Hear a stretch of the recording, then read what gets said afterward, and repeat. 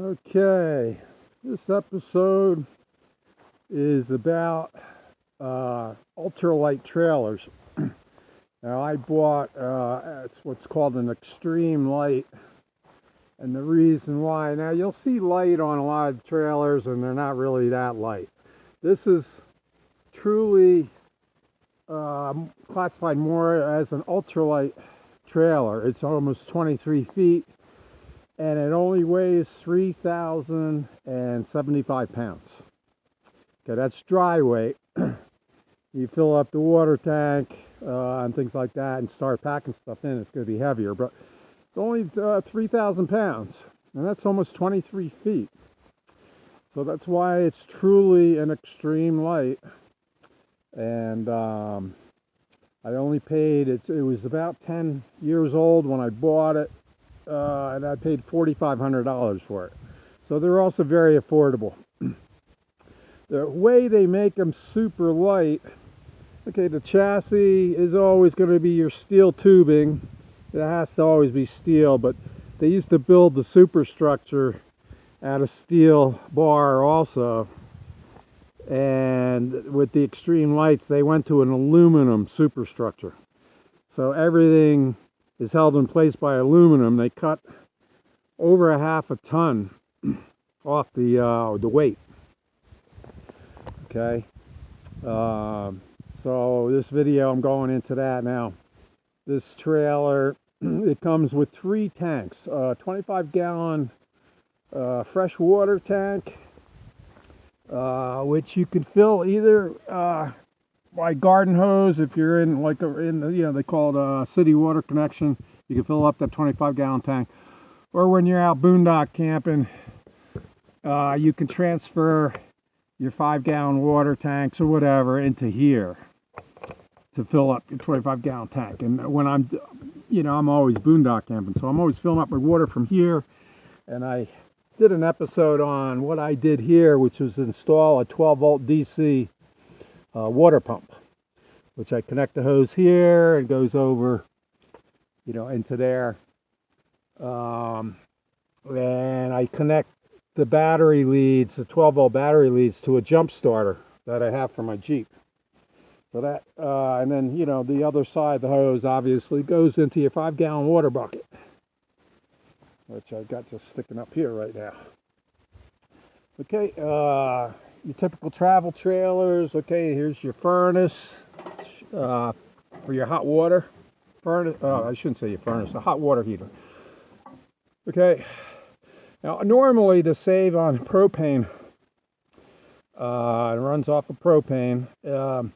I turn this off until I'm ready to take a shower, and then you put it in the pilot position, push down, and then you light it right there under there, and then you finally turn it all the way on. And then after I've taken a shower, I turn it off. So that conserves on your propane. No reason to be leaving it on constantly if you're not taking a shower every day. If you're boondock camping, there's nobody out there I know of that's taking a shower every day. Okay, and here's your shore hookup. And it comes out, you got quite a few feet. I don't know how many, I never measured it, but probably about 25 feet. And when I'm boondock camping, I hook this up to my gas generator, the portable generator right here. So, and these are very light. That's a Predator 2000 watt, and it only weighs about 40 pounds. So when I'm traveling, I can just stick it right inside the RV. So that runs all the 120 volt systems, including this AC. Frigidaire I put in 5,000 BTU. I installed because that little generator would not run the big 15,000 BTU air conditioner on the roof.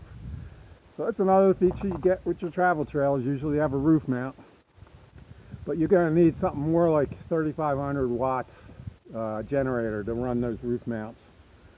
Okay, this double axle. It comes with a refrigerator freezer, and this is how you get to the back of the refrigerator freezer. Storage. It's typical on your travel trailers.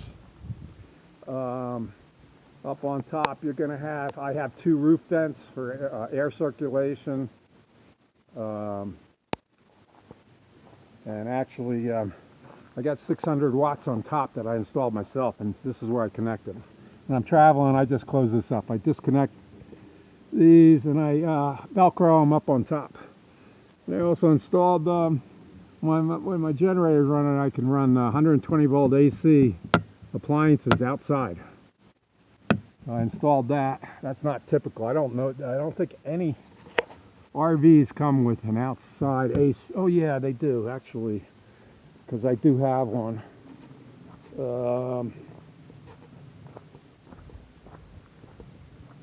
Jesus, yeah, never used it. Yeah, there is. It's GFI protected also. That outlet there. And that's just for the furnace, inlet and outlet. You got a nice propane furnace in your typical RVs, outside lighting, plenty of windows. I changed over, normally you only have a 20-pound propane tank, and I changed it over to a double 30-pound tank. So I can stay out boondocking for 3 times longer with that setup. Because I do welding, I bought just the tray. I cut out the old one, put in a bigger double for a double tank system, and a special valve that runs off of both.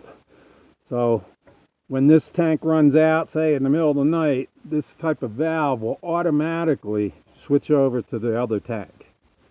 You don't have to move this knob here.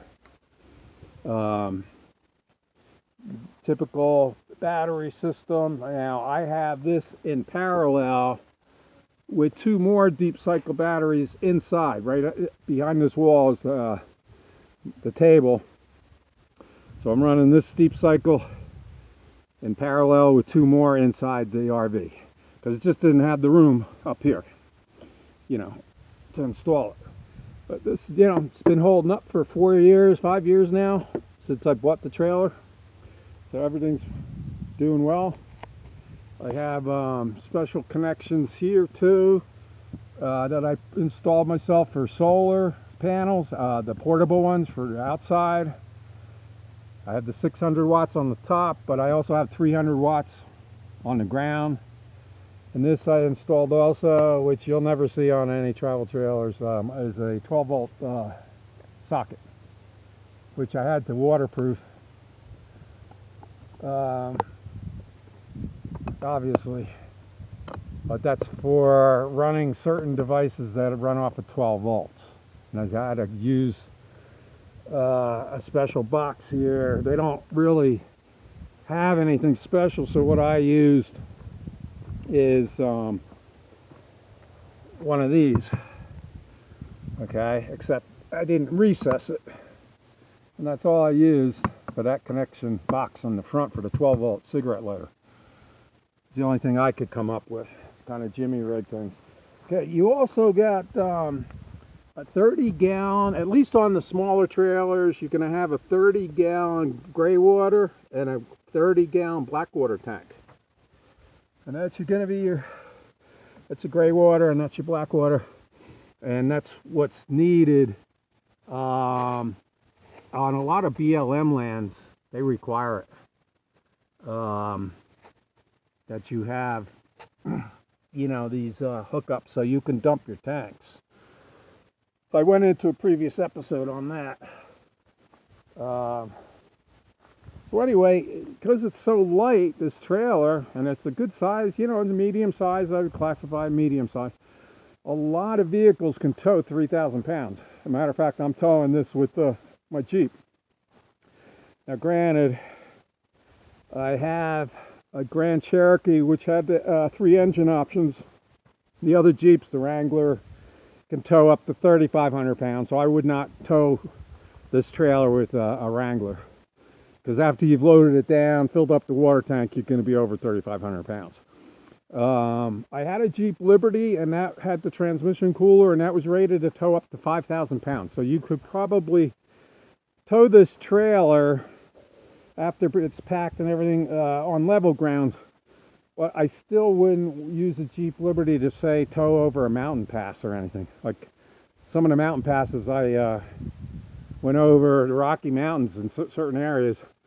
So anyway, this had the 3.7 liter, typically like the Wrangler and the Jeep Liberty, but it did have, because it was a limited, you had an engine option for the 5.7 liter Hemi.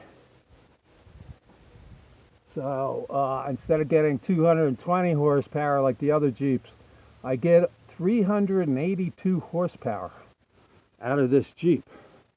So I've never had a problem towing it over even a mountain pass. You've got almost 400 horsepower in this. So anyway, thought this might be useful to some of you. I mean, I know a lot of you are thinking you can't tow a trailer, but you can, you know, and especially those little ones, the R-Pods, and, you know, the trailers under 20 feet are typically no more than 3,000 pounds. Like I say, this is 23 feet, and I have no problems towing it with at least a Hemi, you know.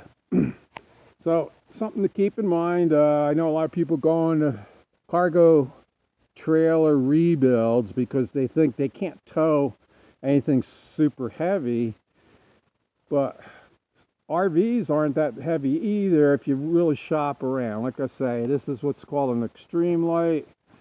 You'll see other makers putting the word light in there.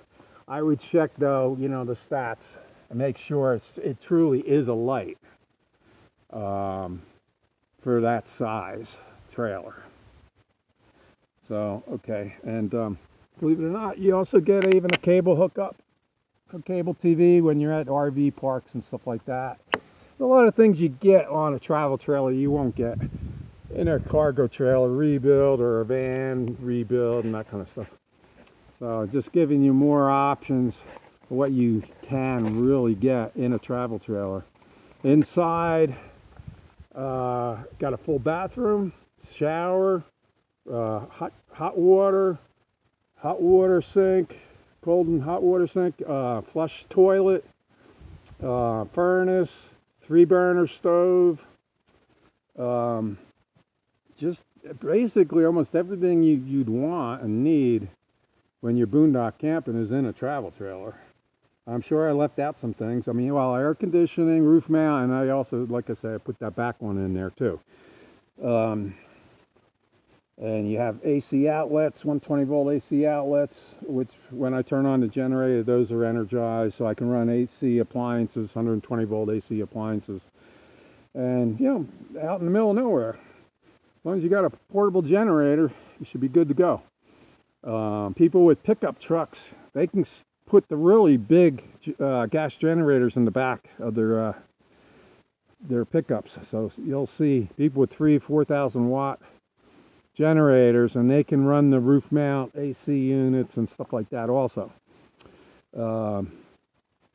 So anyway, I think that's about it on this. You can get a good deal on a used travel trailer. You don't need to spend $100,000. Like I say, 4,500 bucks. The people only used it a couple times. It was almost brand new inside, and all the appliances and everything had been hardly used. They only used it twice. They didn't know if they were in the camping or not. And they went out twice, and so none of the appliances had any wear on them. So this is 15 years old now, and my refrigerator is working. Everything's working. It's all original. So you can get a 15-year-old travel trailer, I mean, like mine, and everything is still working because it wasn't used much. So anyway, this is Eagle Eric, signing off.